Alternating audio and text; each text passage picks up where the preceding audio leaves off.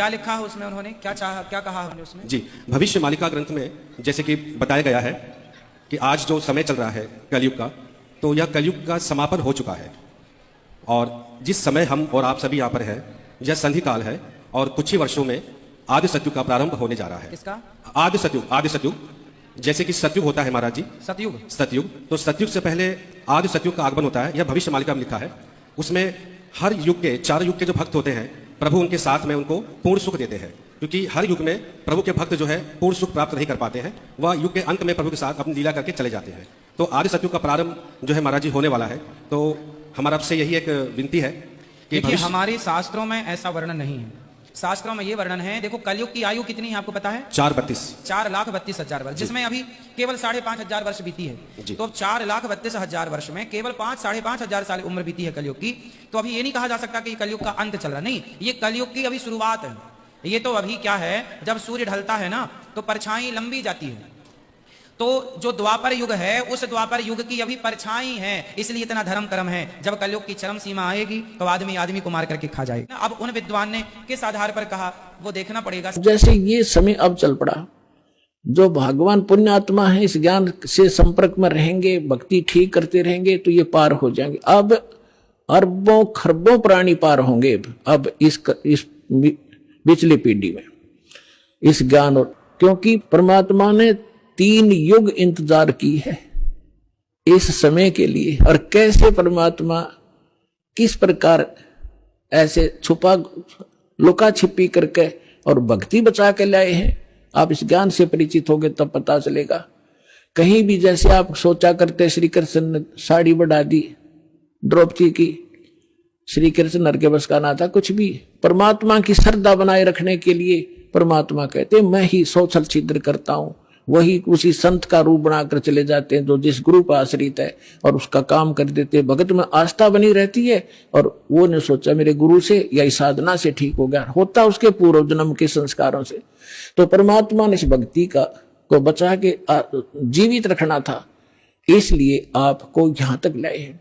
तो अब जो पार होंगे वो तो होंगे ही होंगे। मालिक का वचन है, सकल सृष्टि परवानिक होई, पूरा विश्व और नाम लेगा, मोक्ष होगा। फिर क्या होगा कि लास्ट में फिर ये तो स्वभाव है इस गंदे लोग का, एक फिर धीरे धीरे चाहकर परंपरा बिगड़ना शुरू हो जाती है।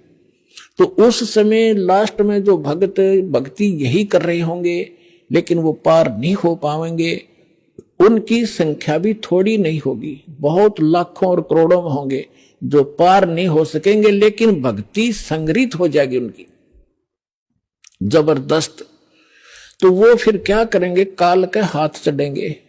उन्हीं में से ब्रह्मा विष्णु महेश ये देव और ये सब बनाए जाएंगे, गणेश और ये जो जितने भी देवता हैं, इंद्र कुबेर वरुण धर्मराज, ये 33 करोड़ देवता इन्हीं में से सिलेक्टेड होते हैं।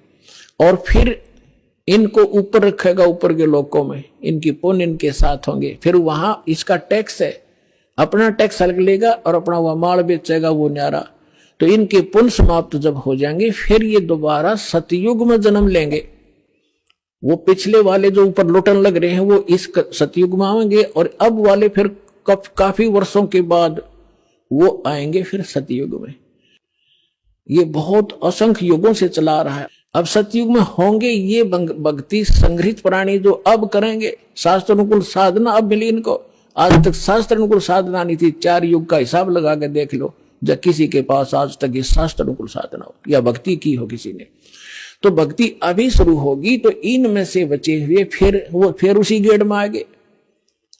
सतयुग में जन्म हुआ, फिर वही त्रेता में, द्वापर में, और फिर कलयुग के इसी समय में फिर दाव लगेगा इस मोक्ष का। अब ये सभी ज्ञान ऐसे छुप जाएंगे, ऐसे निष्क्रिय हो जाएंगे, निरस्त हो जाएंगे, जैसे रात्रि के समय तारामंडल के अंदर आकाश में चंद्रमा सुशोभित होता है और सबसे ज्यादा प्रकाश युक्त नजर आता है। जब सूर्य उदय हो जाता है वो रहता विद्यमान है पर उसका अस्तित्व नहीं रहता, हमारे लिए उसकी आवश्यकता नहीं रहती उस समय। तो अब ये सूर्य का उदय हो रहा है। अभी तो ये समझ लो वो देसी भाषा में झोड़ बोड़ा सा ही है, यानी थोड़ा सा वो सूर्य उदय होने से थोड़ा सा पहले रोशनी होती है। अभी तो इतना होया है यो। अरे देखना जो शिखर में होगा सूर्य, पूरे विश्व में ज्ञान हो जाएगा ये, पूरे विश्व में।